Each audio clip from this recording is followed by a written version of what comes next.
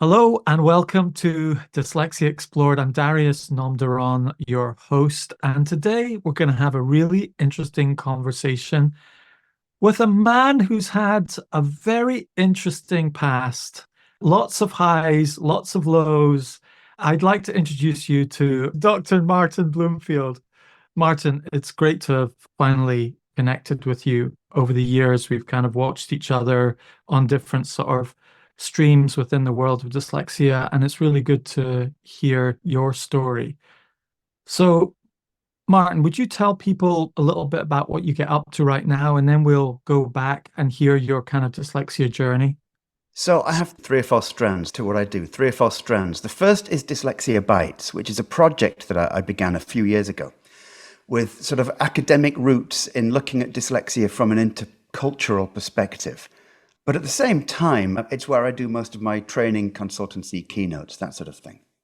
The second aspect is I have something called the Accessible Learning Foundation. So I'm a trustee of the Accessible Learning Foundation, and we're trying to, as it were, there is a pipeline from school to prison, and we're trying to plumb that pipeline. We're trying to stop the pipeline from school to prison. The third thing that I do is I'm editor-in-chief of something called Neuroconverse, which is a new academic journal focused on neurodiversity issues. And finally, I lecture occasionally at universities in Europe, mainly on dyslexia awareness and ethics, applied ethics. Fantastic, fantastic. We're going to go on a big long journey here. You've Yeah. got so many stories to tell us, I know. So let's start from the beginning of your story. What was life like before you knew you had dyslexia? I suppose we break it into different bands. So childhood was difficult because so much of your childhood is spent in school.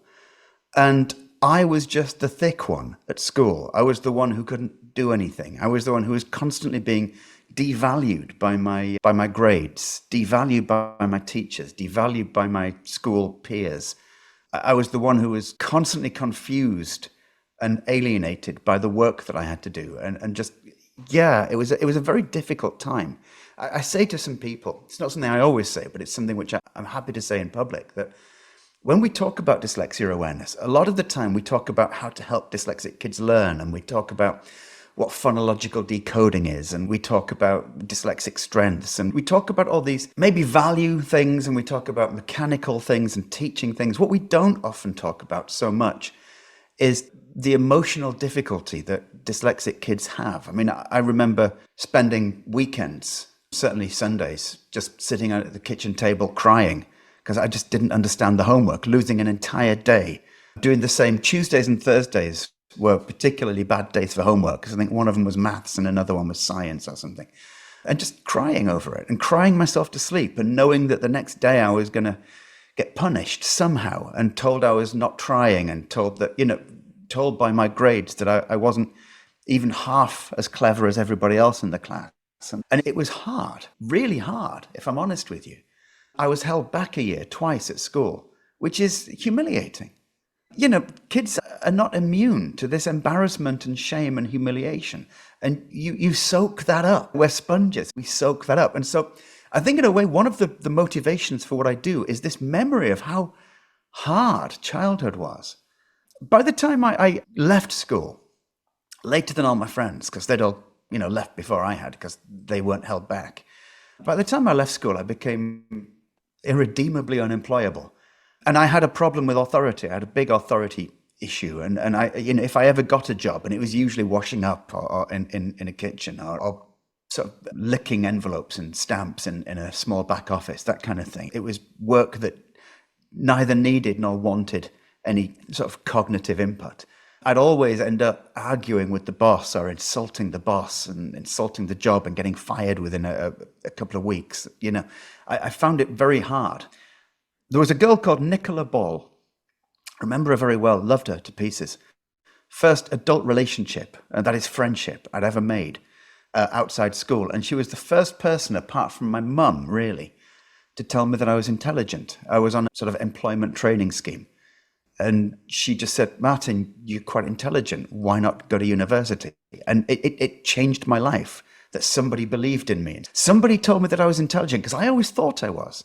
The fact that I couldn't get the grades was confusing. So I used to do these sort of mental gymnastics, that there's a difference between being intelligent and being clever. And being clever is the ability to remember stuff and to put it down on a page. And intelligent is the creative thinking about new things and think for yourself kind of thing. And I'd always thought I was intelligent, or I'd held on to that.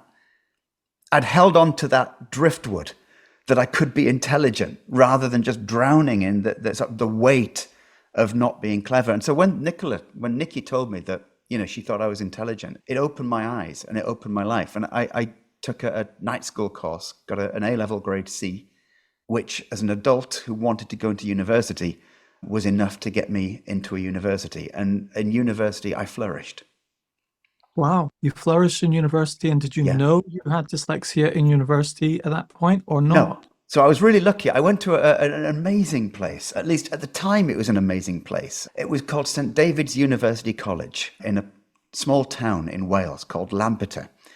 And the problem with St. David's, or the problem with Lampeter, let's say, is that it wasn't in a city. It was a small town of 3,000 people surrounded by nothing, really, of anything that typical students wanted. What it was surrounded by was hills and lakes and fields. And for someone like me, it was amazing, absolutely amazing. Because I remember at that employment trading place where I met Nikki, it was stultifying, and there was a little corridor that led to the kitchen and the toilets, and there was a picture of Swaledale on that little corridor, and I just stand and stare at the picture of Swaledale for, well, as long as I could get away with it before being chivied back into the workrooms. And so for me, being surrounded by countryside was phenomenal. But for a lot of students, it wouldn't have been.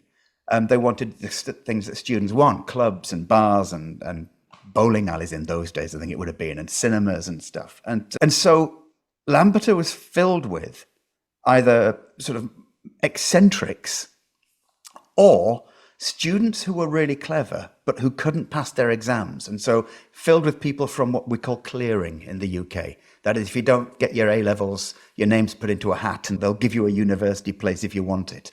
And it was filled with people from clearing. And it had the powers that be in Lampeter realized that they had a lot of very intelligent students who couldn't pass exams. And so they had a very well-developed dyslexia unit in the 1990s. And by the time I was finishing university, I was 30 years old. At the time, this is when I was finishing and doing my master's degree, actually. I was 30 years old, and all my friends were telling me, "Martin, we think you're dyslexic," because I had so many dyslexic friends. And they were saying, "Martin, we think you're dyslexic." Meanwhile, I was saying to them, "You're no more dyslexic than I am," thinking that they weren't dyslexic and I wasn't dyslexic. And then I found out I was dyslexic. And it also helped me understand a little bit of what dyslexia might mean. So yeah, they were no more dyslexic than I am, but then I was also dyslexic like they were. So they persuaded me right as I was handing in my master's degree to get myself diagnostically assessed. And you did? I did, yeah. I've had 2 diagnostic assessments, and they've both come out very similar. And there were different types. So one was maybe an educational psychologist and another was from a different, but they were both sort of officially accepted diagnostic assessments, and they both came out with very similar results. So I think that kind of validates, they kind of validate each other in that respect. So the wake-up call for you, I always ask people what woke you up, and it's always a person. Not always, mostly it's a person who helps you. And so your friends did that for you. Did you believe in dyslexia before that? Or did you, I hear a little bit in your voice that maybe you thought, nah, this isn't really a thing. No, I kind of knew it was a thing, but I suppose my understanding of dyslexia had been coloured. First of all, by when I was at school, at primary school. So I grew up in the 1970s. When I was at primary school in the 1970s, there was a class called the remedial class. And that's where the dyslexic kids went. And I'm not going to use the language that we used about the kids from the remedial class, because these days it will be considered appalling. But I mean, imagine you're a 6-year-old in the 1970s. The kind of language you use about those kids is very negative. And that's what I associated the word remedial with. I thought remedial meant that. And it wasn't until years later, by the way, because I couldn't spell. Now, this didn't indicate to me that I was dyslexic. I was just the thick one, as I said. And I couldn't spell. And I got bored with not being able to spell. And so when I was about 16, 17 years old, I started noticing patterns in language. I noticed structures in the vocabulary. I noticed that some words beginning with DIS had a Latin origin. Some words beginning with DYS had a Greek origin, that kind of thing. I became interested in it. Then DYS and DIS, these came at the start of many words. And then, TION came at the end. And I started noticing the structures of the language. And I taught myself to spell by teaching myself rudimentary etymology, as in, can you kind of guess whether this is a Latin word, a Greek word, a German word, etc., and morphology, the building blocks of language, the building blocks of vocabulary. It turns out, by the way, that dyslexics learn meaning and comprehension far better than non-dyslexics by understanding morphology. I didn't know that then. I didn't know I was dyslexic at the time, but that's how I taught myself to spell. And that's how I came to realize the word remedial had the word med, as in medical, and and remedy. And actually, it wasn't a negative word at all. It was a positive word. Yes. But my understanding of dyslexia had been colored by this incredibly negative, judgmental attitude towards the remedial kids in the remedial class. And so I had a very unpleasant view of dyslexia. I also had fallen for the myth that dyslexia is when you see words moving around on a page. Oh, me too. Me too. I mean, and I don't see words moving around on a page. So the words stay static for me. And when I was 35 and I got my test, I said, well, I can't be dyslexic because the words stay static for me. They're not bouncing up and down. And my assessor's like, look, that only happens for about 3% of people with dyslexia. That's not what dyslexia is. That's just one little trait that sometimes happens with dyslexia. Dyslexia is more than that. Yeah. And that was revelatory for me. Yeah. And so I didn't buy that I was that I was dyslexic, not because I didn't believe in it, but because I didn't understand it. Yes. And so when you did understand it at age 30, what happened next? Like, how did it change your view of things? It made me ashamed of myself for about 6 months.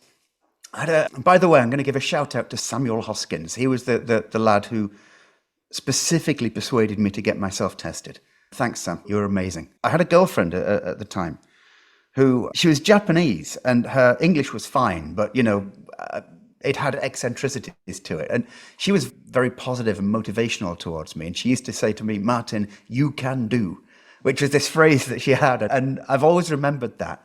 Without her, I don't know how I'd have coped, if I'm honest with you. I went through 6 months of shame, partially because I felt that getting the diagnostic assessment meant that I was asking for a leg up when I didn't need a leg up, or asking for extra help when I hadn't been given extra help before and I'd made it this far, etc. So I felt that in a way, I was asking to be given cheats, and I wasn't asking for that. I got myself tested out of almost social curiosity because my friends wanted me to.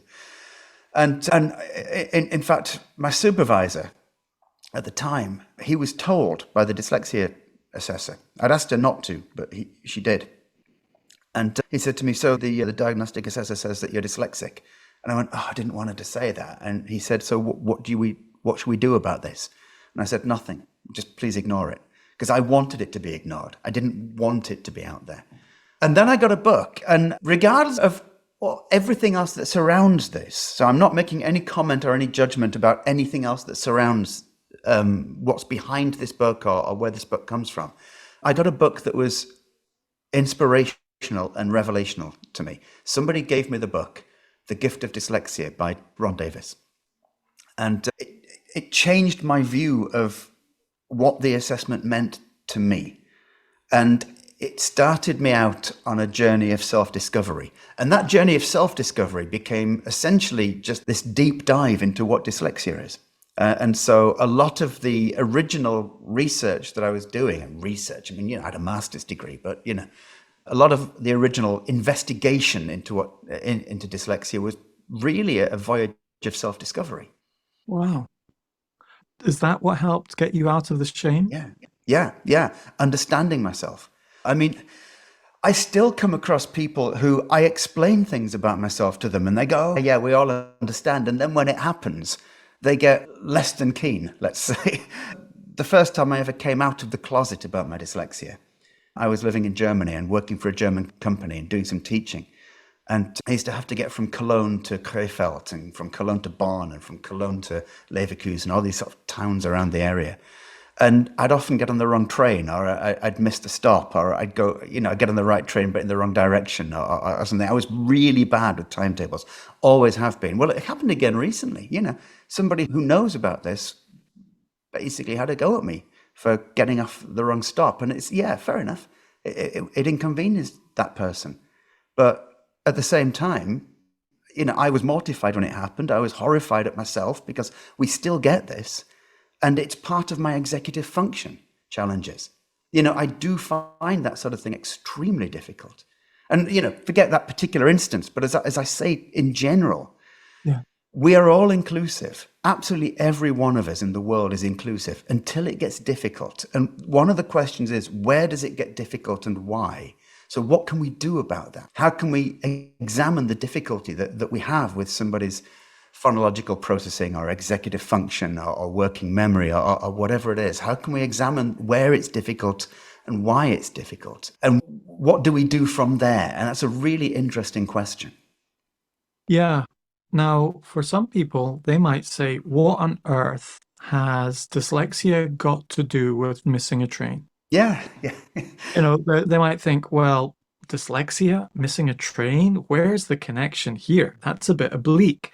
But let's just examine that and wind that back down to the root cause and help people realize how dyslexia can affect a lot more than just reading and writing. So there's a number of things. First of all, train and bus timetables involve reading. And so what you're doing is they're usually very small, they usually cram very closely together, and you have to read this, and you have to not only read it and phonologically decode it, but then comprehend it. So it takes longer. So by the time everybody else has understood it, you're still sort of piecing the sounds together. And it takes a little bit longer. Also, what's going on is there's a lot of what we call executive function going on in there. Executive function involves a number of things. One of the things it involves is emotional regulation. So it's very difficult to regulate yourself emotionally. Now, imagine you're in a train station, lots of trains, lots of timetables, you're not quite certain what this means and where that goes, and it becomes quite emotionally dysregulating. And so when you're emotionally dysregulated, understanding things becomes harder. Part of your brain starts to essentially shut down. The connections between different parts of your brain don't work so well. The bits of your brain that should be involved in memory and in understanding start to be involved in searching out fear and focusing on fear. And so when you're emotionally dysregulated, understanding this kind of thing becomes harder. And then when you do miss your stop, you find that emotionally extraordinarily difficult to deal with. Other things that it involves, sequencing. So one of the things about dyslexia is that we often have sequencing issues. Now, classically, people might say left and right, and that's sequencing, but time is also sequencing.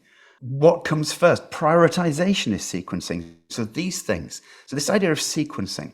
The next thing it involves is what they call purposive action. That essentially means task initiation, task switching, and if you like, intentionality initiation, intentionality switching. So what is it that you're focusing on, and how do you then focus on something else afterwards? You're at this stop, and then what happens then? And so switching between these things.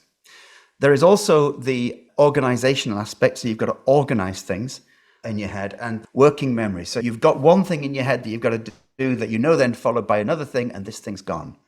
And this idea of having to hold all these things in a line in your head while you're looking at that, then that, this is gone by then. And so this working memory is very deeply involved with executive function. Now, if you take all of those things together, something that seems like a simple task of knowing when the train arrives and which stop to get off at becomes a really difficult, complex, complicated, emotionally overwhelming task. And as I say, when I first came out of the closet about being dyslexic, I was 30 again. Yes, 30. So, I found out I was dyslexic close to my 30th birthday, and I just turned 30, and I was working in my 30s, and I had to sit down with the boss of this particular company and say, look, I'm really sorry. This has happened. This is why it's happened. And I felt ashamed doing it. And his response was, that's fine. I'm perfectly okay and open and inclusive about this, which felt good at the time. But then every time anything went wrong, every time anybody was late for a lesson, or every time there was a lesson clash with something being double booked, it was blamed on me, because suddenly I became the scapegoat. So where I learned words like Zundenbock and Prügelknabe, which I pronounced badly, but scapegoat and whipping boy in German, that I clearly became the guy who, because I had dyslexia, if anything went wrong, it must be my fault. And that blame turns into shame, by the way. And it also turns into anger, and that anger has to turn somewhere. So where does it turn? Does it turn on yourself? Does it turn on others? Where does that anger turn? And how do you regulate that anger? And how do you reframe that anger so that it's something less destructive? Because anger is almost a positive response in a way. So if you feel shame, that's really self-destructive. It eats at you. And so often when we feel shame, it becomes anger, because anger, then we throw it at something else. We throw it at somebody else. But again, it's not a particularly positive or pleasant thing to do. So we have to reframe it. We have to capture it and look at it and then accept that there's a reason that we're feeling shame or anger, and that's okay. And what do we do with this now? And how can we turn it into something more loving and positive? Fascinating.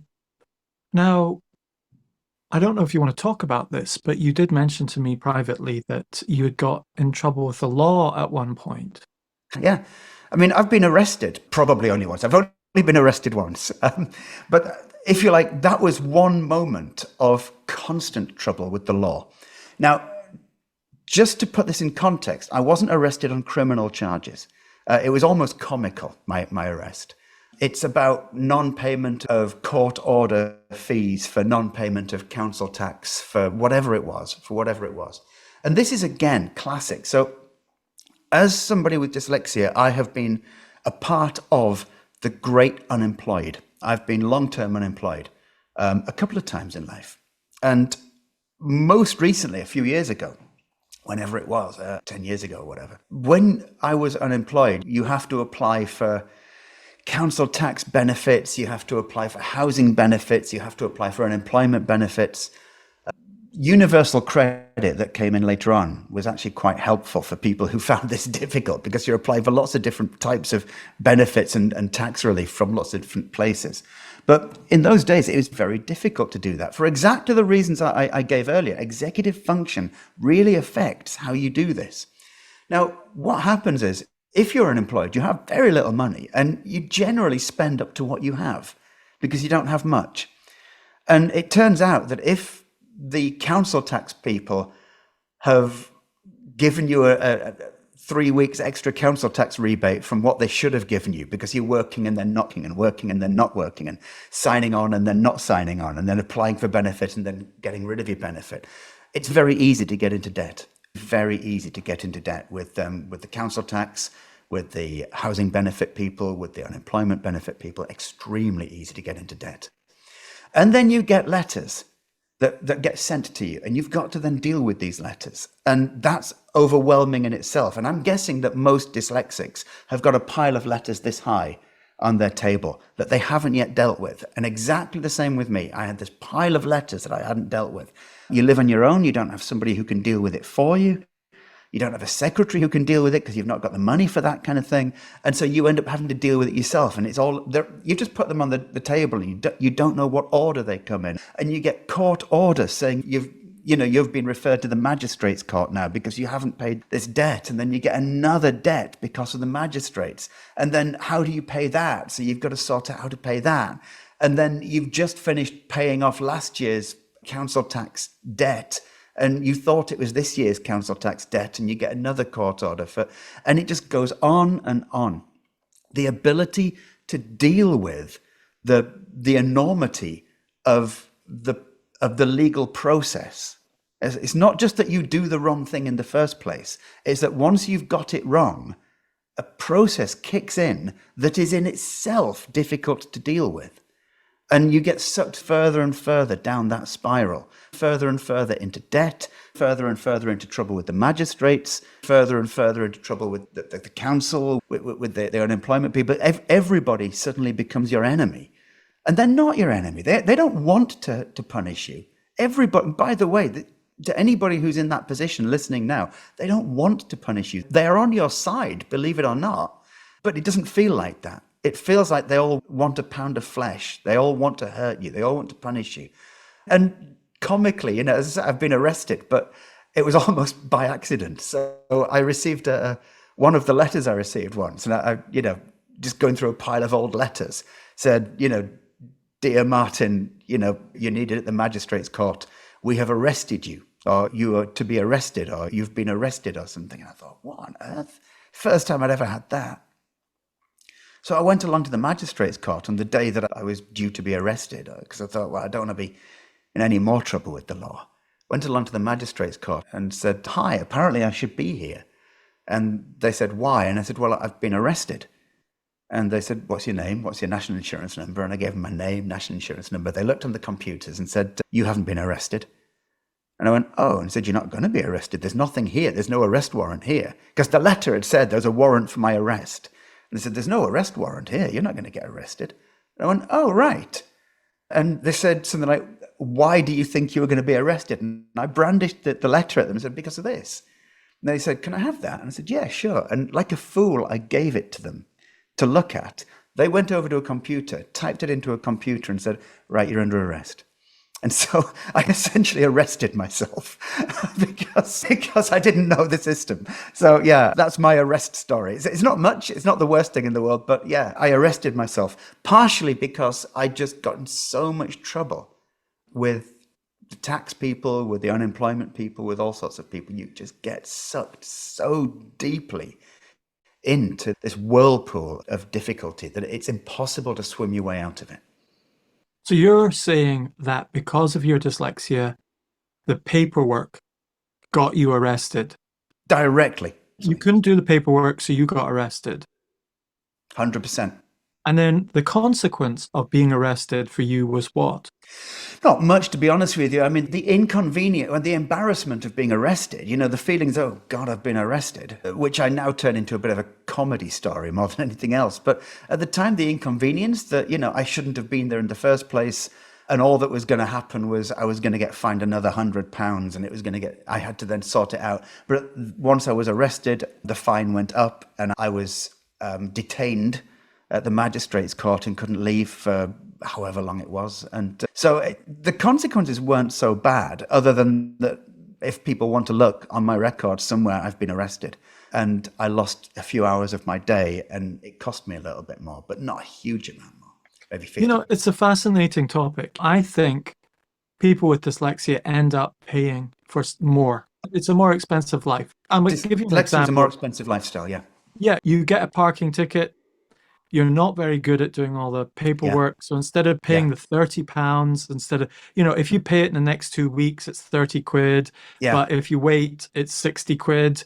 Yeah. So what happens is you wait because you're just not organized with the executive function, etc. You end up paying the 60 quid, or you don't pay the 60 quid and then it gets an extra £30 put on and it's 90 quid. And then it affects your credit rating and, it snowballs. It happened to me about a week ago, actually. Was it a week? Just over a week ago? I'd been working in Leeds and I got an open return and I think it was with Northern Rail or something. And I hadn't read the small print, which said this is only available on Northern Rail. And I got to come back to York, where I live, at Leeds Station. A train pulled out. I just missed a train to York. So I did what I do, which is that I rely on other people at railway stations to help me, to tell me what to do and where to go and when. And I went to somebody and said, "I'm trying to get to York. I got a return ticket to York. What's the next train?" And he pointed me towards the next train. I got on it and the conductor was on the train, said, "That's £150 fine, mate. You're on the wrong train, plus your ticket." And it's like, oh God. And now I'm going to try to fight it, but I don't honestly hold out much hope because, I was on the wrong train, but I didn't realize I was on the wrong train because I don't do small print and I rely on other people to tell me which train to get onto. Right. And what can I do? And then the thing is, you other people might say, well, yeah, okay, a typical person would have a similar issue. But what will happen next is you'll forget again to look at the small Yeah, print and then do it again and yeah, again. yeah, And you're like, yeah, yeah. takes you 5 times instead of the one Yeah, time other people that's learn it. their Yeah, lesson from it, yeah. And also, I mean, it's kind of, we can understand as a society, because there's been a lot of, as it were, self-reflection about this over the last few years, the difference between a racist act and structural racism. Well, let's think of this as a difference between, if you like, getting something wrong and structurally getting it wrong. It is Yes. deep within you. It's in your veins that you're going to get this wrong. And so, as you said, being dyslexic costs a ton of money. And it's cost me hundreds and hundreds, if not thousands of pounds. It meant that for years, well, I mean, more than thousands, because for years I couldn't get a job. I mean, how much money has that cost me? Yeah. So it's not just the fact that I'm paying off fines. When I'm unemployed, I'm paying fines for being unemployed and not being unemployed properly, essentially. It's that you're unemployed in the first place. And the dyslexia has a direct effect on your chances of employment. Bring this forward to, I know this is something I really want to talk to you about, which is dyslexia, crime, prison, etc. Let's put a pin in that for now, and let's hear the rest of your story, and then we'll go back to dyslexia and crime. No, I mean, I don't mean to confront when I say that, but I think really the rest of that story is simply a tailing off of the same story. It's the same thing. It's not going to add anything extra to that.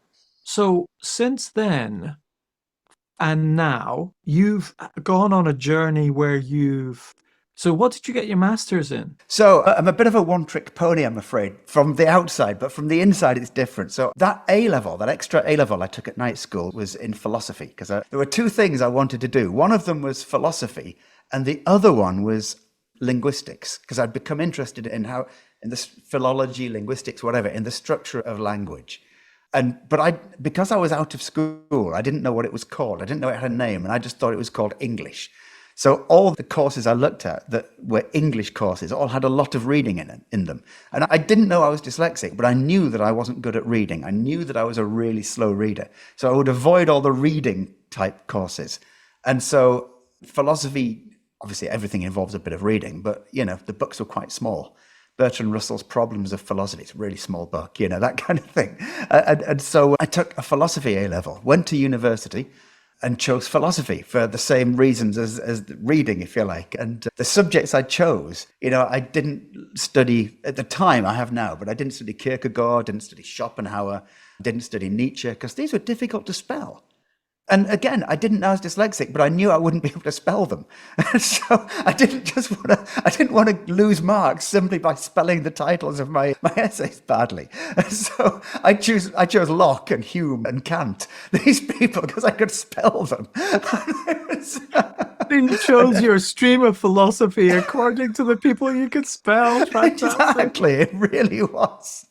And so I got an undergraduate degree in philosophy, and I kind of focused on really something called epistemology, which is the study of knowledge and belief and that kind of thing. I did a master's degree in philosophy, and I studied Immanuel Kant and the difference between knowledge and belief, which again is epistemology, but also if you're going to study that with Kant, you have to study something called ontology, which is the nature of existence in a way. So my undergraduate degree was philosophy based on studying knowledge and belief. My postgraduate, my master's degree was Kant and Kant's understanding of absolute truth, essentially. And my doctorate was philosophy, but it was very interdisciplinary. So it's a bit of philosophy of religion, a bit of ethics, a bit of what they call neo-pragmatism or pragmatism, which is about truth not being absolute and knowledge not being objective and this kind of thing. So, but it was very much involved in ethics and pluralism and diversity. That's where the core of the exploration lay. And so I went right through from A-level to PhD studying philosophy. But within that, there are big differences in the themes of philosophy and the schools of philosophy and the topics that I was studying. This podcast is sponsored by dyslexiaproductivitycoaching.com, which helps you organize yourself creatively with a productivity system for Apple devices. Okay, so you got this doctorate in philosophy, and then when did the whole, talking about dyslexia and being in the world of dyslexia advocacy and education start for you? How long have you been at it? It started in 2000. Once I realized I was dyslexic and then got into trouble at work for my dyslexia. I realized then, and that's when I started it. So I didn't get my doctorate until a couple of years ago, 51, I think I was, something like that. I got my master's when I was 30, and it started then. And I was teaching English as a foreign language. I taught at a school before that. But this is in the 90s, by the way, and in Wales, where teaching in the school didn't require a PGCE at the time. Not long afterwards, it started to. But at the time, oh, you're a specialist in this, you can do this, you can teach.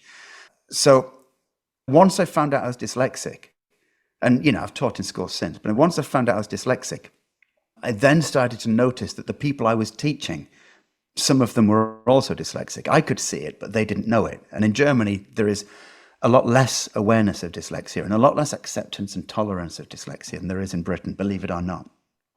And so I started changing my teaching techniques and methodologies. I started changing my methodologies and techniques and found that the results were getting better. So I started teaching other teachers about this. And this basically expanded into helping other teachers teach better and finding out more and more about what it was that I was looking at. And so I left Germany and really got my knees dirty in philosophy from then on, from about 2001, that sort of time. And I spent years researching and working in the field. And the PhD wasn't directly to do with dyslexia, but in terms of the ethics and equality and diversity issues that it dealt with, clearly there are, I could see the crossovers. Fascinating. Now, when did Dyslexia Bytes and so on start? Yeah, that was organic, actually. So it was a number of different things coming together. I was teaching a course at Leeds City College. I was teaching trainee teachers. And the course was called Intercultural Perspectives of Special Educational Needs in the Teaching Environment. It was a long title. It was hitting on a lot of my skills and my interests. So first of all, interculturality, which is something which I've been very interested in and which I've been working in for a few years. Dyslexia, obviously, teaching, teacher training, I've been doing a bit of that anyway, or quite a lot of that anyway. So there was this course about intercultural perspectives on special educational needs that I was teaching it to trainee teachers in Leeds. And I realized that there was a lot of information that it would be really useful for me if I gathered it into one place rather than took it on memory sticks from here and from there, and if I had a portal, essentially. So I started thinking about a website and a Facebook page and etc. The second aspect was that I was teaching a lot of dyslexia awareness and neurodiversity awareness at a company in York called York Associates, which I still do some work for. Actually, I still do a fair bit of work at York Associates. And I was asked whether I would do a blog on dyslexia. And I said, yeah, but no, I'd rather do a vlog because that would seem more appropriate. And they said, okay, great. And I said, could you host these videos on the York Associates website? And they said, yeah, sure. So I made 3 or 4 videos about dyslexia for the vlog, and they never put them on the website. Not for any reason other than the person I was speaking to about it left the company, and the company had different priorities, and, it just never happened.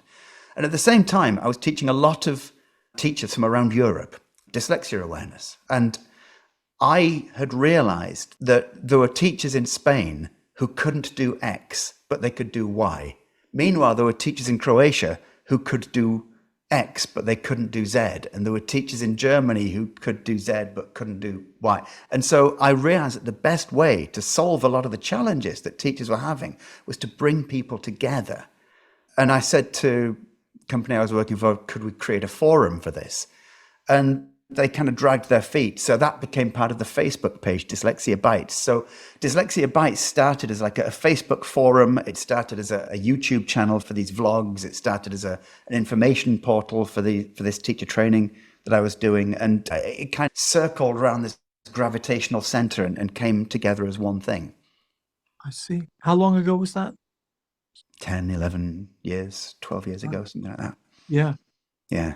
And what other fingers in pies have you got? Because people with dyslexia tend to have a lot of fingers and a lot of pies. Of fingers in a lot of pies. What fingers have you got in what pies, Martin? Well, I suppose on the one hand, there's the ethics teaching that I do. So my PhD was very much involved in ethics, and I teach applied ethics. So ethics as a means of intercultural sort of communication, or digital ethics, the digitalization of education, ethics in AI, that kind of thing. I teach ethics for social workers in the south of Europe, where they come into contact with migrant communities and refugee communities, and who have different ways of looking at the world. So what do we do about that? So that's one aspect of what I do.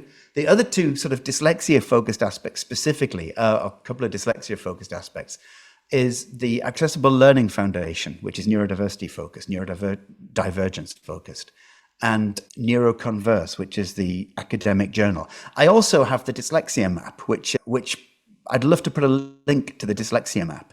Oh, please. What is that? Well, I love maps and interactive maps. And about 4 years ago, pretty much at the start of lockdown, I was just playing around with the idea of interactive maps. And I thought, what can I do? And I just took a Google map and just as an experiment, started to put things like the British Dyslexia Association is based here, SASC is based here, PATOS is based here, the European Dyslexia Association is based there, International Dyslexia, and I've just put them on the map. And it's grown. And since I began it, it's got like 6,250 entries, nearly 90,000 views. And what it is, there are dyslexia associations, organizations, support groups, dyslexia-friendly schools, dyslexia-focused businesses, dyslexia assessors from all over the world. They're on this map. It's constantly evolving, constantly growing. And it means two things, two obvious things. The first thing is, wherever you are in the world, if you're looking for dyslexia help nearby, go to the map and you'll find the dyslexia help. By the way, it's the Dyslexia Map, all one word, thedyslexiamap.com. You can find a dyslexia association near you.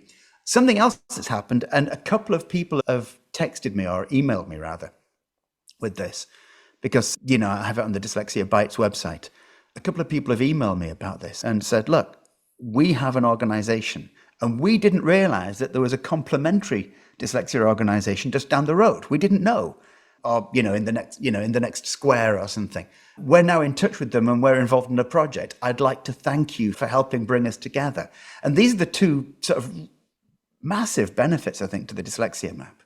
Yeah, fantastic. I mean, you could also include like Facebook groups, like the South Texas, Yeah, I do. Absolutely, yeah. Is that all on there as well? That's all on there, yeah. And yeah. so yeah. what if you... Of course, you're on there. I don't know whether you realize, but you're on there, of course. Am I on there as well? Yeah, That's great. Yeah.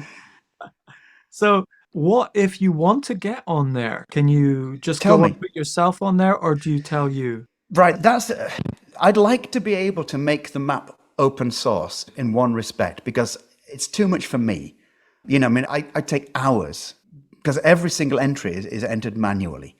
And as I say, there's 6 1/3 entries, and each one has been entered manually. And I've gone to the websites, and sometimes I don't know where they're based, so I have to do deep searches about registered addresses or something like that. And so I enter them all. It would be helpful if other people could also enter them. Also, I'm aware that not all of the organizations I put on will still exist. And it would be nice if people who knew about that were able to remove them from the map. So, here's an example. I was thinking about it, 6 months ago. I was looking at a lot of organizations in Ukraine. I guess a lot of those aren't there anymore. And that's really sad. I know 1 or 2 of them have moved to safe countries like Britain and Germany, but actually, they're not there anymore. And so maybe they shouldn't be on the map anymore, or maybe they'll return. We don't know.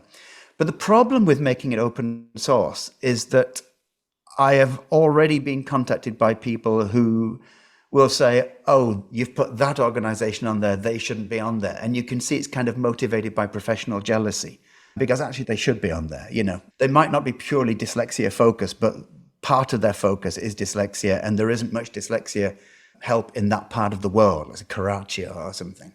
And so it's good and fair that they're there, because if you've got a dyslexic kid and you want some help, they're there to help you, even though they're not stated as a specific dyslexia organization. There are some schools which are not specifically dyslexia schools who've got extraordinarily good dyslexia departments and who win awards for being dyslexia friendly. Why shouldn't they be on it? Fantastic, Mark. So fantastic. Yeah, you could do with some sort of volunteer administrator, like, so if you are a listener here and you're thinking, I want to help that map grow, I would suggest they get in touch with you, Martin. Oh, God, absolutely. You know how sometimes when you run a Facebook group or something like that and it gets really big, people volunteer to be like an admin and things like that. Yeah. You could do with a volunteer admin or two for that. That would be fantastic. Definitely. Yeah. Give people the rights to be able to add or remove or something. Absolutely. Yeah, it would really help. And so the other things, as I say, I'm involved in the Accessible Learning Foundation, and I'm the editor-in-chief of an academic neurodiversity focused magazine. Accessible Learning Foundation is doing more or less what we were talking about earlier. It's trying to stop people from getting arrested, trying to help them if they are, trying to stop recidivism. It's about trying to get universal screening for dyslexia and other neurodivergent modalities in schools, primary schools. It's trying to get better teaching in primary schools. We know that if you've got the screening, you've got the knowledge. We know that if you've got the knowledge, you've got the teaching. We know that if you've got the teaching, you've got the better results, and you've got the better mental health outcomes, and you've got the better social outcomes. We know all this. We know that if people get to prison, by the way, round about 50% of the prison population is dyslexic from so many different pieces of research. We know that, there's a massive number of dyslexic people in prison. We also know the rates of recidivism among dyslexic prisoners. We also know that if you give, let's say, young prisoners, youth offenders, if you give them appropriate education, rates of recidivism drop. We know this. So it's all about campaigning for better screening, for better awareness, for better teaching in prisons, for better teaching in schools. And this was launched about 6 months ago, I think, in Westminster Palace. And already we're getting there. So Matt Hancock is putting through the dyslexia bill for the second time. Because it's a private member's bill, it ran out of time the first time round. This time we're hoping to get it through. And I think it's being expanded to other neurodivergence and neurotypes as well. So hopefully we'll get better screening. But it's a fight. It's a fight. And anybody who wants to join us and help us, look for Accessible Learning Foundation online. And please get in touch with us, because it is a long fight and it's a meaningful fight. Because we know that if you're dyslexic, you're twice as likely to become homeless. You've got something like a 46% raised chance of suicidal attempts. You're 85% more likely to attempt self-harm of whatever kind. And most of us who are dyslexic have gone through something like this. Most of us have. And some of us are lucky to have come out of it. And we know that, if you're dyslexic, your chances of being in prison are really high. And we know that we can stop this. And this is, going back to what we said at the beginning, this is that young boy crying himself to sleep at night, feeling undervalued by everything that happens at school. These are your formative years. These are when you're emotionally dysregulated. This is when your brain hasn't fully formed to be able to cognitively cope with this. And you're traumatized as a child, absolutely traumatized. And, let's just ask. I was talking to somebody recently and we were doing the figures. You're at school for what, 6 hours a day, 5 days a week, 40 weeks a year, 10 years of your life. That's a long time if you find it difficult and traumatic and alienating, and if you're bullied and if you're punished and if you're devalued by your grades. That's a long time, the entire time of your formative years, or your most vulnerable years, spent feeling hopeless and helpless and scared and confused. It's a long time, and we just want to stop that. We really care. Yes. And let's examine this kind of route to prison. Because, we talk about the 50% of prisoners have got dyslexia. So I think it would be interesting to drill deeper into that, double click on that and go down. And I'm just there's so many different routes, but I'm just thinking through it. Like you drop out at school, say 14, 15, you've not got any grades, you don't like filling in forms, you're not very good with paperwork. Yeah. You've got this kind of mind that is constantly looking for opportunities and, you know, figuring things out and trying to figure out like an opportunity and an upside and so on. And then someone starts switching you on to, you know, breaking a few rules here, breaking a few rules there. That could be one route, and that Yeah. entrepreneurial spirit goes down into the crime route because it doesn't involve paperwork and taxes. Yeah. And the sort of entry into it is easier because you don't have the paperwork barrier. There's another route where maybe you're, you know, feeling like you want to hide from all of this. So you start taking some drugs and Yeah. self-medicating through Yeah. alcohol or drugs or whatever, and then I that did. leads you Yeah. down a spiral. You know, so talk us through some of those routes that, Yeah. and, I mean, and could you join the dots in terms of where dyslexia kind of nudges you further Yeah. into that route? Because, you know, it's easy to say 50% of kids with dyslexia get into, of people in prison have dyslexia. Now, you could say, oh, well, that's a correlation, not a causation. You know, you're looking at them at, okay, they're not in prison because they have dyslexia. It just happened that way. Yeah. So let's look at the causation and sort of see where it nudges. And if you're a parent or maybe an adult going through this, maybe you can see some of these areas where you're being nudged that way. Well, first of all, I mean, when we talk about why you might be in prison, it's a probabilistic statement that we say is because of your dyslexia. But then one of the things we talk about is not only, you know, is it probable, but if you're like, is the opposite probable? So if you weren't dyslexic, is the probability of you ending up like that the same? So if you're like, is the connection between your activities, your actions, and your dyslexia causal? And one of the things you can do is you can say, well, if you weren't dyslexic, would you have been in that situation? And that's a really interesting way of looking at it. So let's just have a look at a couple of things. First of all, you've already spent, generally speaking, 10 years of your life feeling alienated, confused, and disengaged from society, structures, authority. You have very little love for authority. I used to argue with authority all the time. I still do to an extent.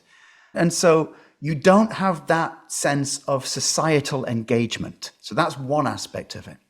Another aspect of it is that with low grades, you are less likely to have work that is meaningful and which engages you and which makes you happy. You're also less likely to have work which pays a good wage. So your grades have a massive effect on the kind of jobs you have. They are also likely to affect whether you even have a job. So we know that when you're dyslexic, you're less engaged, you feel less of a part of society, you're less able to contribute to society because of your grades. You're less able to get a job because of your grades. This can lead to homelessness. If you're homeless, you're already breaking the law. It can lead to, as you say, self-medication, because what tends to happen is that there's a lot of mental health problems because you go through school feeling put down, you go through school being told that you're stupid. Instances of bullying rise about threefold if you're dyslexic. So you've already got that bullying trauma. You've already got that suspicion of other human beings, that less of a reason to care about society. And you end up in a position where you are emotionally dysregulated, where you are societally disengaged, where you are professionally alienated, and where you are financially, if you like, stretched. And these are the breeding grounds for some forms of crime.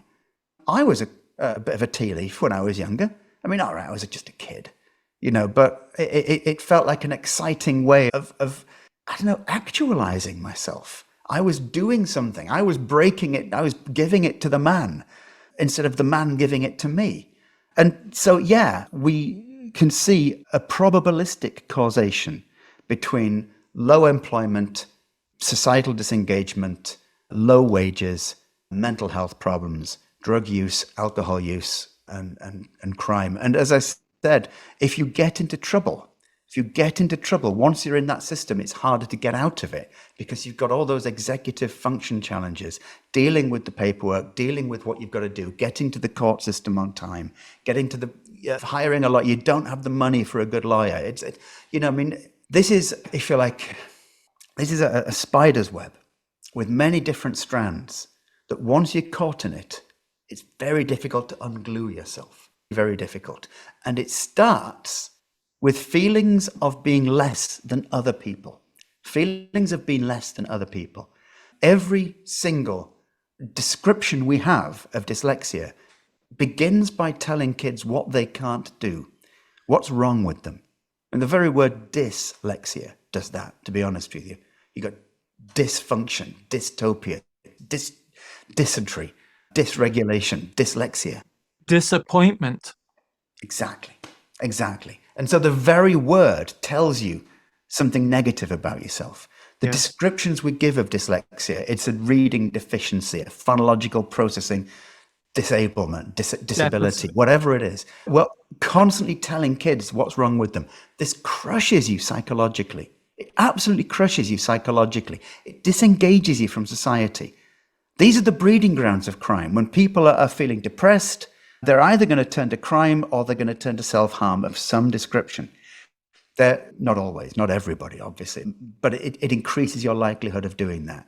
When you are, as it were, when you are on the breadline and struggling to make ends meet, it's a lot easier just to fiddle the books, a little, just to fiddle the expenses, just a little bit, just to, I get that. They won't notice me take these potatoes. That kind of thing. It's a lot easier if you've got nothing to take a little bit extra.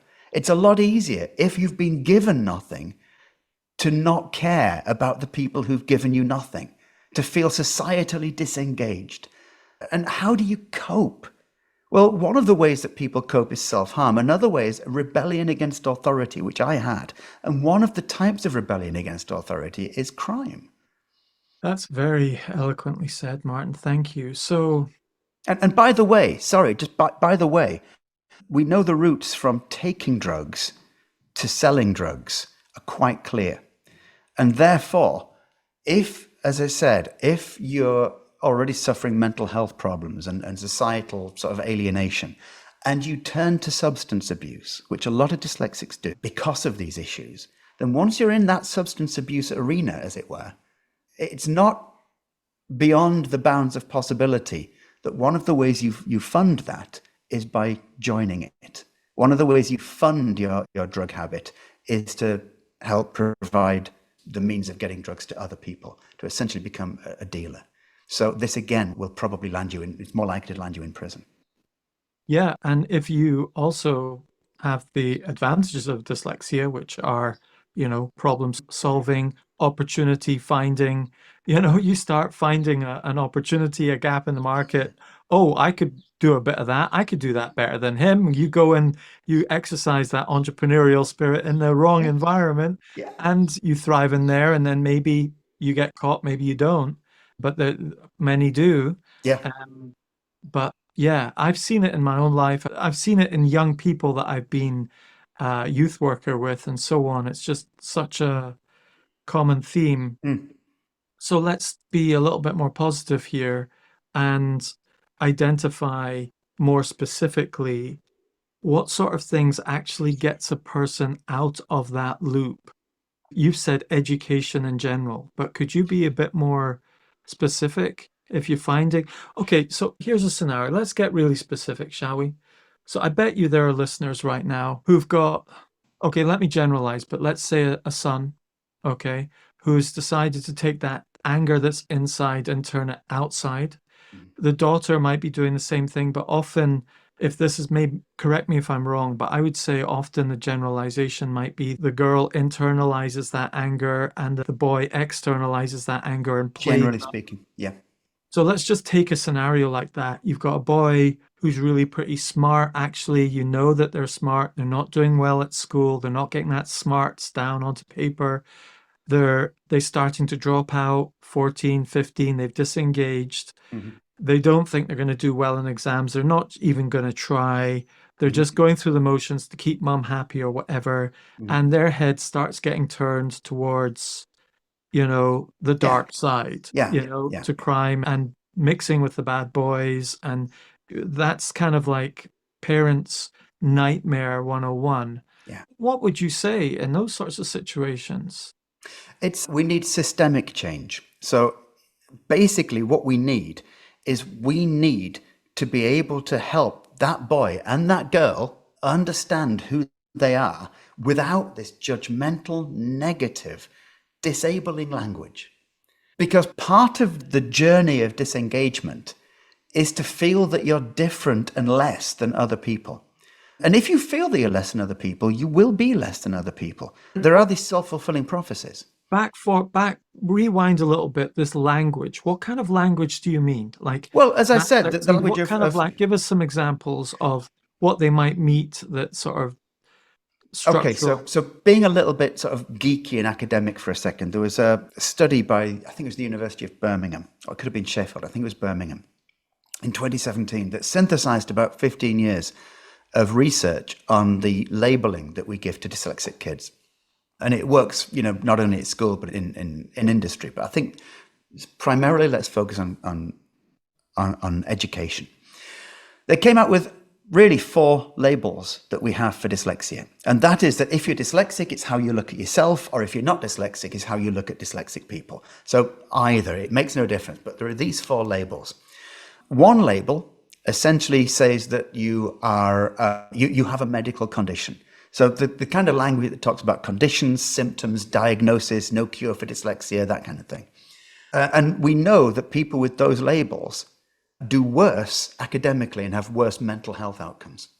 The other label is the label that talks about essentially your functional difficulties. So you've got phonological processing challenges, or you're deficient in working memory, or slow reading speed, that kind of thing. And we know that if we look at dyslexics, or if dyslexics look at themselves in those terms, again, they have low academic and mental health outcomes. The other 2 ways of looking at dyslexia are essentially those who look at dyslexia as a different way of processing information, and those who say, well, okay, dyslexia exists, what are we going to do about it? These 2 groups who look at dyslexia in those ways, these 2 groups have higher academic and higher mental health outcomes. So we know, and it could be correlation, but we don't think it is, because of other studies and other research that's happened in different fields and in the past. So we're fairly certain by cross-referencing different kinds of research that there is a probability causation for the way we label dyslexics and their academic and their mental health outcomes. We know this. We know it. So you're talking scenario 1 is disability. Scenario 2 is difficulty. Scenario 3 is difference. And scenario 4 is do. Campaigning, what do we do? doing. Yeah. Yeah. Yeah. Okay. It's again 4 Ds. Why does dyslexia always start with a D? Yeah. And Darius as well. I think I have this thing, like when you're young, dyslexia starts with a D. And when you're old, dyslexia starts with an I. And I'll tell you what I mean. So in school, you're the difficult one. In the workplace, you're the idea person. In school, you're slow. In work, you're the influencer. Your ideas. Idiosyncratic. Yeah, idiosyncratic. Yeah, you're an individual. You're independent. You're, there's so many positive qualities that start with I compared to D. And if I can jump in on that, this is brilliant, because D, as we've said, is the description of the disability and the difficulty, whereas I this is who I am. I am able to do this. And that's a beautiful sort of extra way of seeing that. Right. Yeah. It's because like the D is like the external perspective and the I is the internal perspective. This is who I am, And it's true. You can sit in any group, and if you sit in that group and you just pause for a moment and say, who is the idea person in this group? Yeah. They will probably be dyslexic. That person just keeps coming up with ideas. Who is the one who keeps seeing round corners? Who is the one who is the prediction machine. Maybe they're not always right, but they're always trying to predict what's happening next and so on. Who is that? And They're this is probably dyslexic. Yeah, and this is really interesting because you said maybe they're not always right, whatever right means, but they're living in a world where they're in a safe space to not be right. Well, when we put people in a space that's not safe like that, then we're punishing the dyslexics for thinking in slightly different ways. Because right thinking essentially means you think in this linear way, whatever we mean by that, but you think in this traditional cognitive sort of processual way. If you're dyslexic, you don't think like that. You can't, because your brain is physically built differently. Therefore, your neural pathways are physically sort of pointing in different directions. You're processing information differently. This is the sort of the different processing we're talking about. Therefore, you are thinking differently. Therefore, you are likely to get things wrong. And that's, and you're likely to be punished for it. Yeah, I remember when I was a primary school teacher, I was a teacher at the Rudolf Steiner School. And one of the exercises we were taught to do was to do a maths question like this. And you would write down the number 74 equals. And the child was to create the answer to that question. So 74 could equal 73 plus 1. Or if you were one of my students like Donald, shout out to Donald, he would go, right, 72 equals 1,723,000 divided by 2 times this divided by that and so on. And it made it really hard for me because I'd have to go through it and go, oh, Donald, that's right. And then someone else decides I'm going to do all as pluses, this plus this. I'm going to do all this as times or whatever, brackets, etc. And what it did was, there are multiple right answers to what 72 equals, and that's more akin to real life because often there are multiple right answers to the same thing. But it makes it much harder to educate those people who think about the different answers and the different solutions. Yeah, 100%. So let's wind forward. Let's go back to that young boy and that young girl who have got on the wrong side of authority in their teens, and you were saying using this kind of language, you have dysfunction, you have what you think systemically we need to change that language. Is that what you're saying? That's the first thing. We need to change language, and that requires changing attitudes, because we can't use language, as it were, inauthentically, whatever that means. We have to mean it. We have to change our attitudes, and it's a kind of a hermeneutic circle. You change the language, which changes the attitudes, which changes the language, which changes the attitudes. And we need a number of people involved in this. We need the people involved. We need observers to make sure it's going in the right direction. And we need the people to observe the observers. So it's a constant network of people watching each other and helping each other and developing the language that we have. That's the first thing we need to do. And it's the easiest thing we can do. Believe it or not, it's the easiest thing, and it's impactful. Okay. So you're not saying, are you saying that dyslexia as a label is a bad thing? No, I don't think labels are either good or bad. Labels can be used well and labels can be used badly. One of the things that I am saying, though, is that when we label people, and this is something we need to understand as a general rule, when we label people, we are exercising an act of power. So what we're doing is we're saying, this is who you are. We're making them, and actually causing them to think of themselves in that way. It's an act of power. We are the ones who are giving other people a label. So this in itself is an act of power. So there's a lot of power dynamic happening in the act of labeling. There's a different power dynamic that happens in the act of listening. Because every dyslexic person manifests differently. Every dyslexic person has different experiences. But we know that there's a family of things, essentially a sort of almost like a scatter diagram of differences that we can identify as the dyslexia family. We know this. And so what we need to do is, instead of saying you're dyslexic, which means this and this, say, okay, look, we think there's dyslexia here. What does that mean to you? And then listen to people. And because what happens then is we become more humble. We get to understand what dyslexia means to them. One of the the most fascinating things about Dyslexia Bytes, this intercultural perspective sort of project that I have, is I interview people about dyslexia and the attitudes and stigmas and provisions and definitions of dyslexia and diagnostic sort of norms of dyslexia around the world and in different cultural groupings. And what I do is I interview people and I have to listen to them because I ask them the question. So, of course I listen to them. And hearing what it means in Ghana, and then hearing what it means in Kenya, then in Nigeria, then in Thailand, then in Singapore, then in Japan, then in Korea, then in Africa, then in among the older generation in Scotland and the younger generation in Scotland, among the traveller community in Scotland, among the traveller community in Wales, among sort of female members of the traveller community, male members of the traveller community, getting to listen to what dyslexia means to all of these different people, you build up a far more humanistic picture of dyslexia. You get to hear the struggles, which gives you a genuine sympathy. I talk about, when I was at school and crying myself to sleep. Yeah, that was hard. But you start to listen to how hard it is for other people, and it puts you in your place. It really does. And you think, wow, I need to listen to these people. I need to take their experiences into account. Because one of the difficulties with labeling is, as I say, it acts as an exercise of power unto other people. What we need to do is we need to give the power back to them by listening to them and helping them talk to us. Because when you talk to somebody about your dyslexia, you understand it better.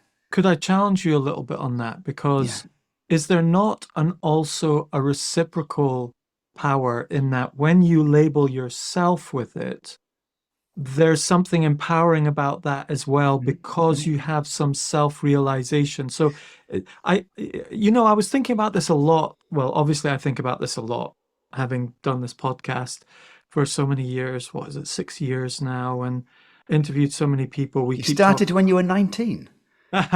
That's very kind of you. Look at my gray hair. So what I think of is you're basically putting someone in a box when you give them a label, okay? Yeah. So the question is, are boxes helpful or not? And boxes are jolly useful, just organizing things, like we were just at the dyslexia show together this year, and there was a whole bunch of people literally in a box with dyslexia and getting to know each other and learning different things and learning new things. But I visualize these boxes as, do the boxes have a lid on them or not? Can you come out of the box and go back in the box and come out of the box, So, can you expand the walls of this box? And that's right. Yeah. So it's, there's a dyslexia box, there's an ADHD box, there's a dyspraxia box, there's a dyscalculia box, and some of those boxes intersect like Venn diagrams. So something in me, Martin, reacts to when someone labels me like that. They have power over me, or they help me work through that. Well, it's inevitable. The act of labeling is an act of power. Now, the act of power in itself isn't necessarily a bad thing. If you're a parent, you have power over your child. And so exercising that power over your child isn't necessarily a bad thing. You're often helping. You're adultifying slowly your child. You're helping them grow up. So I suppose what I mean is that what we don't want to do is we don't want to, essentially, when we label, we don't want to use this power to fix people, to tell them who they are, which isn't fair. It's to help them understand who we are, and then who they are and who we are, and then to, if you like, to share this power with them by listening to them, allow to empower people. So I think it's the fact that something is an act of power, and it is, labeling is an act of power. The fact that it's an act of power isn't itself a bad thing. Okay. I think we just need to be aware of it, and we need to be aware of what we do with power, because when we don't realize we have power, that can be really destructive. Imagine you're in a relationship and you don't realize the power you have of your vulnerable partner. And that can be quite a destructive thing for this vulnerable partner. But then imagine you're in a relationship where you know that your partner's vulnerable and you realize you have power and you help your partner. And so what do we do with this? Like your Japanese girlfriend did for you. She empowered you in that situation. So you were vulnerable at that situation. She empowered you and got you through that tough time. Yeah. Okay, so what you're saying is we can use this label of dyslexia as, and there is power in that name. You know, you give that name, that label, there is power in that name. There is power to harm and there Yeah. is power to help. Yeah. And it's kind of neutral in Well, that it's not it neutral. It's depends on how you exercise it. I wouldn't say it's neutral. I'd say we can make it as neutral as we can, and we can make it as positive as we can. But I mentioned earlier on that the label isn't neutral. The label already has dis Yes, that's in it. true. It's like ADHD, for instance. How many negative words are in attention deficit hyperactivity disorder? That's two Yes. negative words out of four, 50% of negative. Yeah. So the labels aren't in themselves necessarily, excuse me, the labels aren't necessarily negative. So we have to be very careful by Yeah, that. no, they aren't necessarily neutral, you mean? So neutral, sorry. Yeah, Yeah, they're not yeah. necessarily neutral. Yeah. Yeah. And so they have this kind of default negativity in them that's a Yeah. legacy, but we can't, and so we have to kind of balance that negativity and counterbalance it when we're giving it. So, which is why it's helpful sometimes when someone says, oh, when someone says you've been diagnosed with dyslexia, I Mm. don't use that word anymore. I Yeah. use Mm. identified with dyslexia, Mm. you know, because it's not a medical condition. Mm. It's Mm. just like you can identify that a car is a manual car versus an automatic Yeah. car. Have Yeah. you heard my manual and automatic analogy for I dyslexia? have, but please again. So, you know, I simplify things down as simple as I can. I think it's part of dyslexia to simplify it to something Yeah. visual. So, what does it mean to be slow processor with dyslexia? It's like driving a car.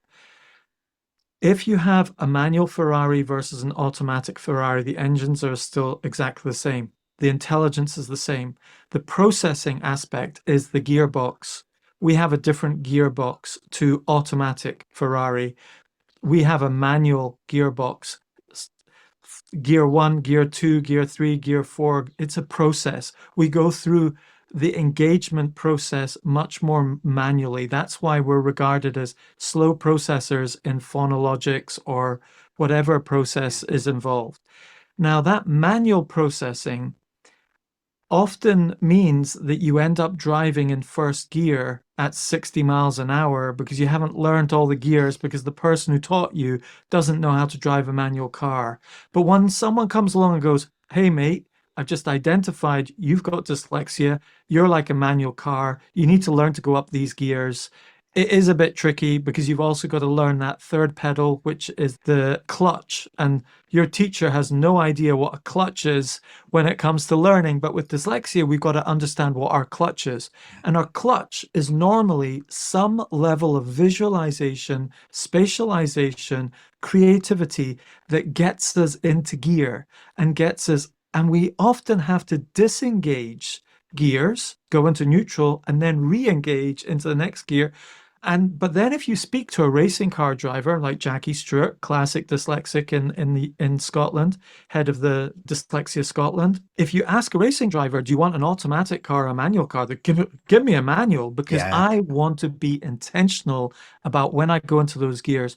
So those people who have mastered that process are often more intentional and have a more mastery of that particular process. So that's my analogy of I think it's dyslexia. brilliant. I think it's absolutely brilliant. Yeah, it really is. And there is that kind of deliberation. And you talk about, changing gears. It goes back to what we talked about earlier, task switching, task initiation, intentionality, these things. Absolutely, yeah. Yeah, and if you don't get good at shifting the gears on a particular process, and you're concentrating on the road and you don't have to be systematic at everything in driving. You can be adaptive and so on, but there are certain things you have to be systematic about, like the gears, otherwise you stall. Yeah, yeah, yeah. And in the dyslexia analogy, stalling, the person looks at you and goes, hold on a minute, do you not care? Are you not trying? And you're like, I'm revving the engine, nothing's happening. I don't know what's going on. Help me. Now, I've got another thing to pass by you. I'm trying to develop that analogy in working memory. Okay. Now, this is something interesting.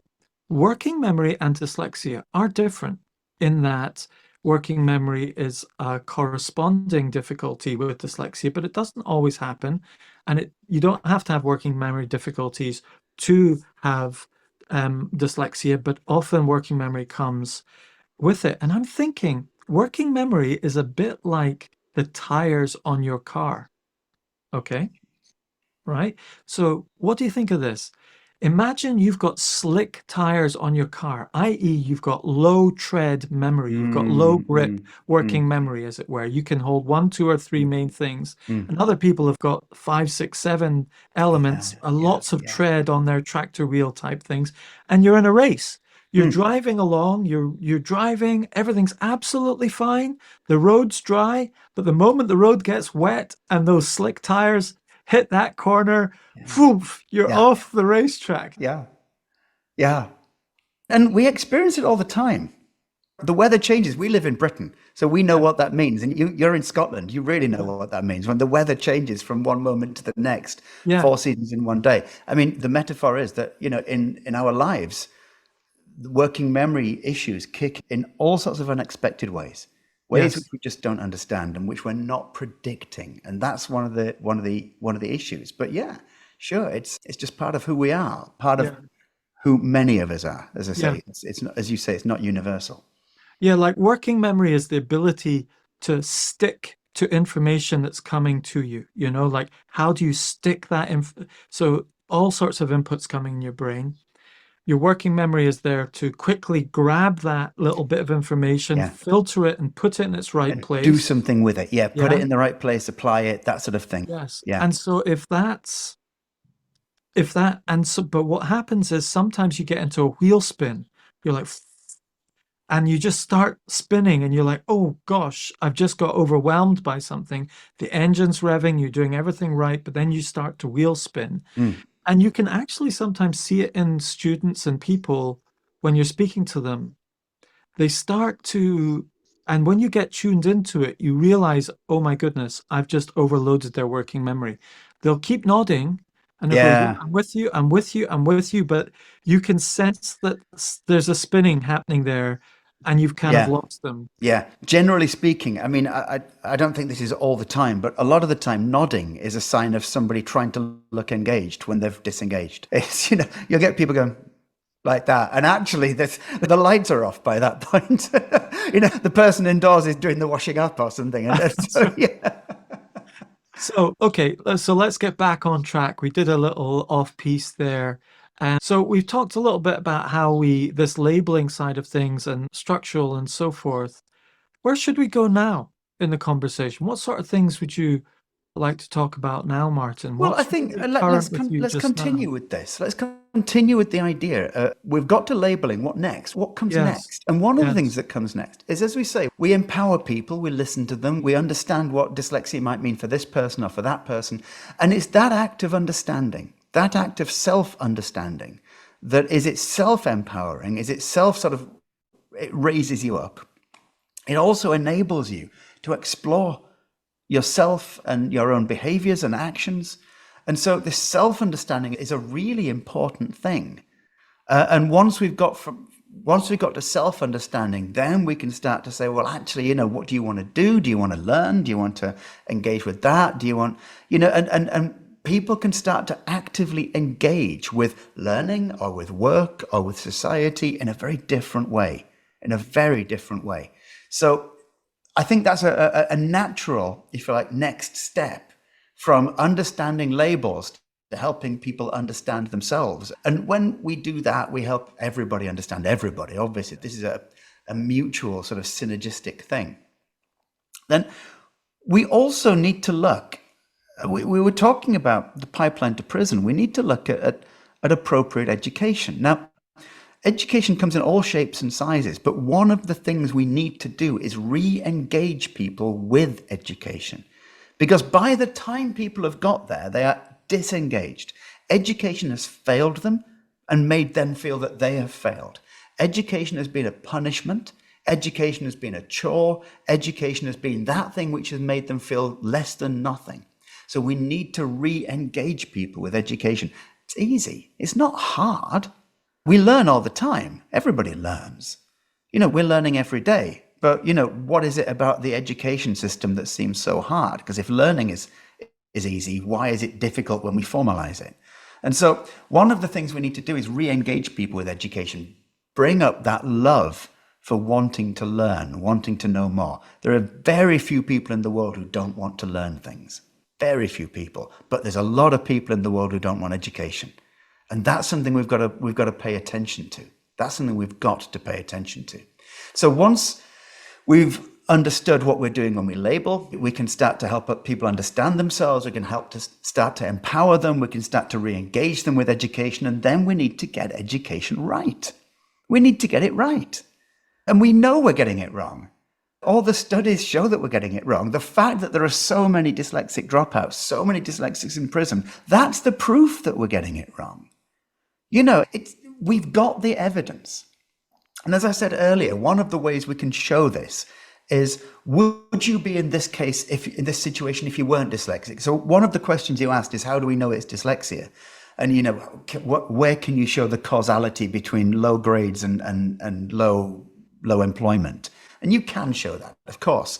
But then you can say, well, okay, let's take control groups. Let's take those who aren't dyslexic and let's see what they've done.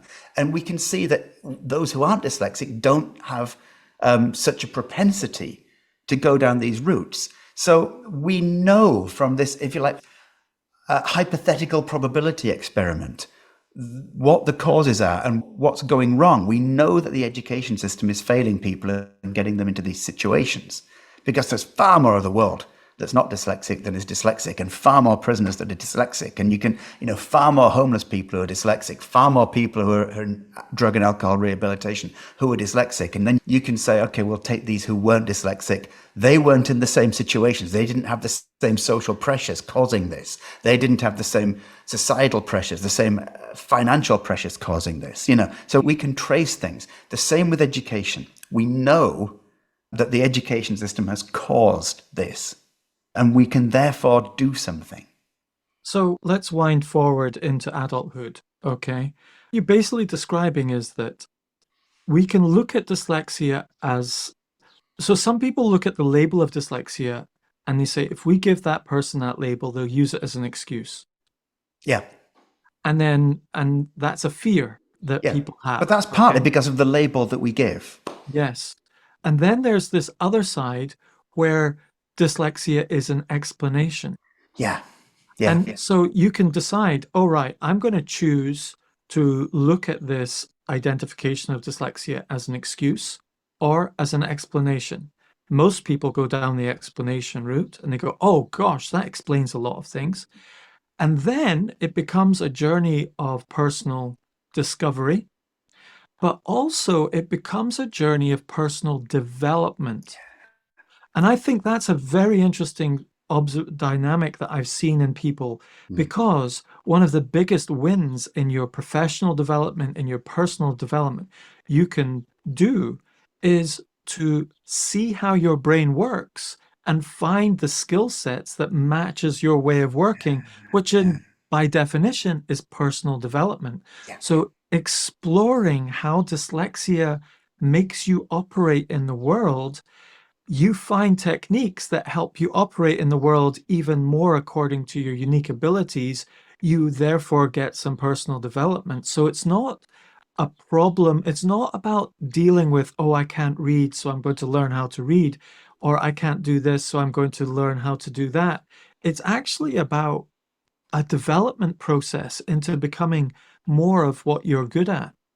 Yeah, absolutely. Yeah. And I think going back to, you say some people could use it as an excuse, or there's a fear that they could use it as an excuse. Well, this is precisely what we've been talking about. If dyslexia is basically a label that says, he can't do that, or she's unable to do that, then that becomes an excuse. If we change the labeling, if we start to identify it as a manual versus an automatic car, then that's not an excuse. You start to see it as a reason. I look at my dyslexia as a reason for why I do this, as a reason for why I'm good at this, as a reason for why I'm not so good at this. At no point now do I use it as an excuse. So, when I'm late for my train in Cologne, or when I get off at Sulz rather than Krefeld or something, then it's not an excuse. That's why I did it. Okay, now let's deal with this.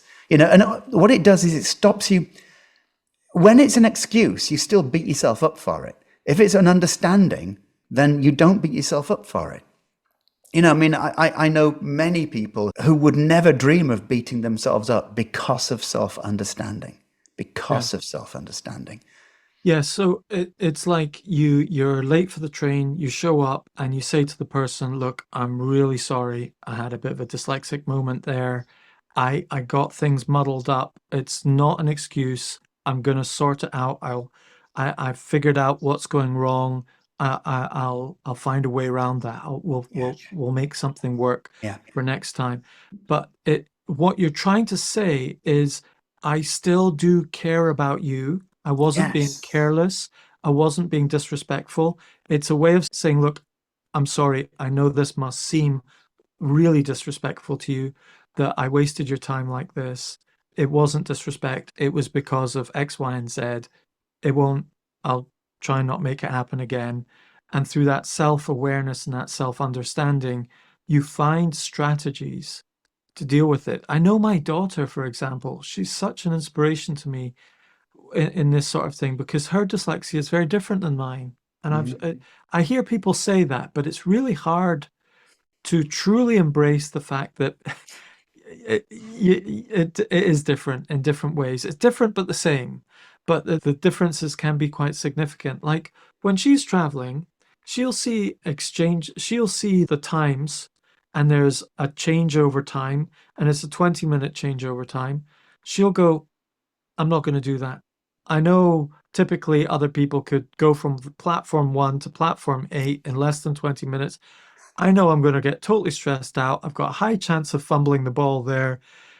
I'm going to go for the one with the 40-minute changeover time. It's going to take me longer, but I'm going to get there more reliably. And that, for a 24-year-old, is an yeah, incredible amount of self-awareness yeah. to just say, look, that's the way I operate.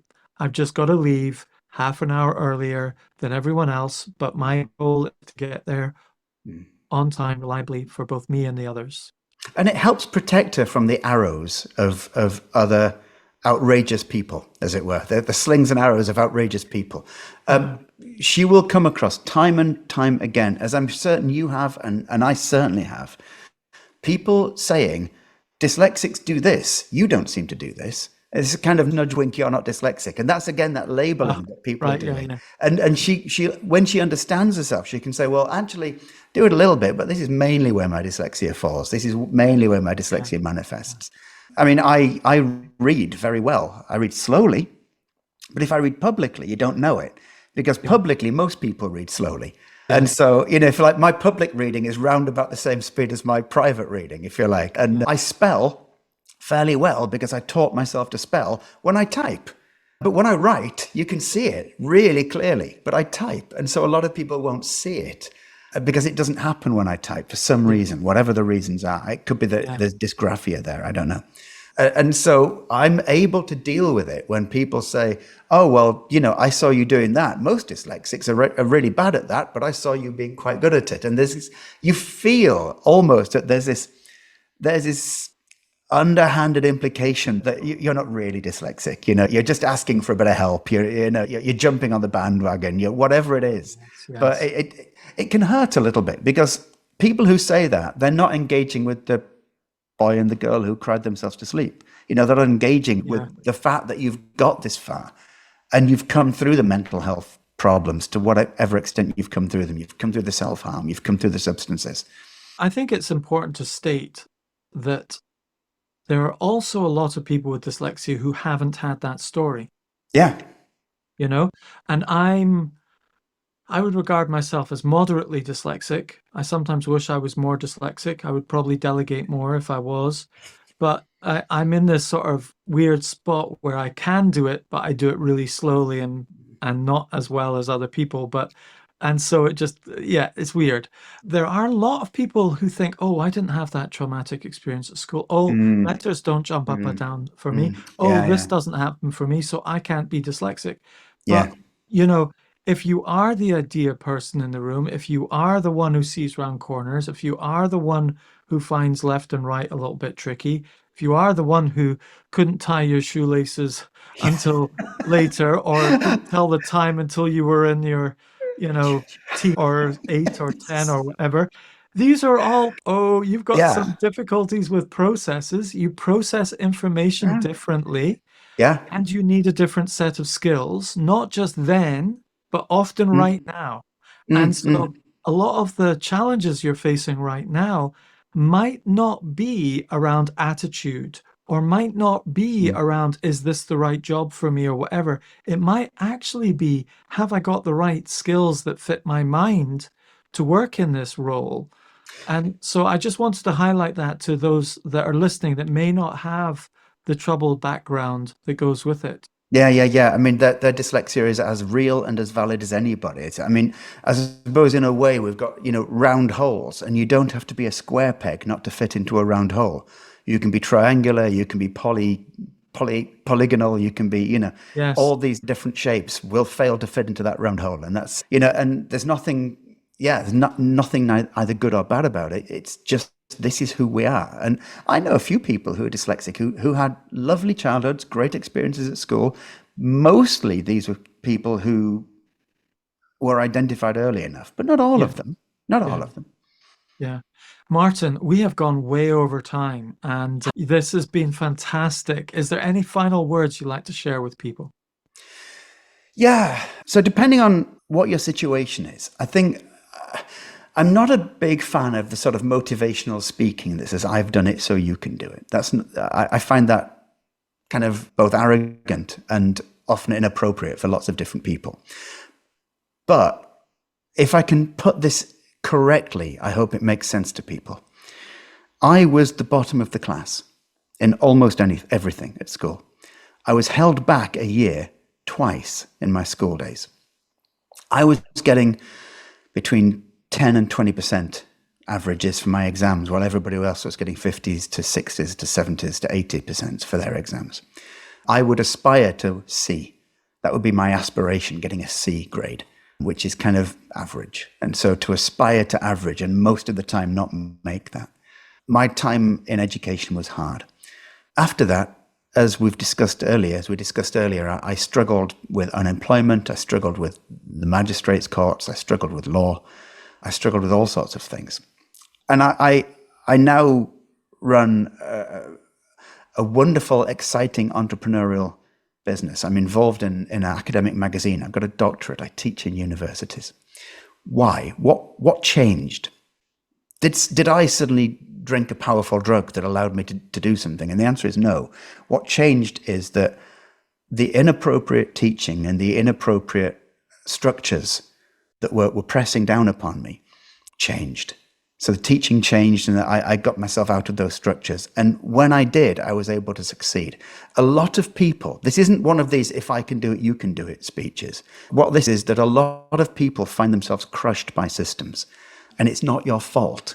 Generally speaking, the system is responsible for the people who are crushed by it. And it's not your fault. And if you can find a way to navigate those systems somehow with friends, with family, with loved ones, with support, if you can find a way to navigate the systems, you can still be what you want to be. You can still make what you want to make of yourself, because the low grades at school are not your fault. They're because the teachers weren't teaching you properly. The fact that you're not, the fact that you got loads of fines for not paying your council tax isn't your fault. It's because they're not helping you properly. They're not structuring it properly. So please understand that a lot of the time we look at dyslexia, as Darius and I, as we were saying earlier, as a difficulty or a slowness or something. Actually, it's about the gearbox. It's about finding your way into a world where you can flourish. And that's the key, because your low grades, your low wages, your difficulties with the council tax people, that's not your fault. That's them not communicating with you. And if you can find a way to navigate that, then it's not all bad. If you found difficulties, it's not all bad. Thank you, Martin. Until next time. Definitely. This podcast is sponsored by dyslexiaproductivitycoaching.com. It's my day job when I'm not hosting this podcast. Tell me, do you know what you want to achieve in the workplace, but you're struggling with how to achieve it? Maybe you suspect some traits of dyslexia are getting in the way.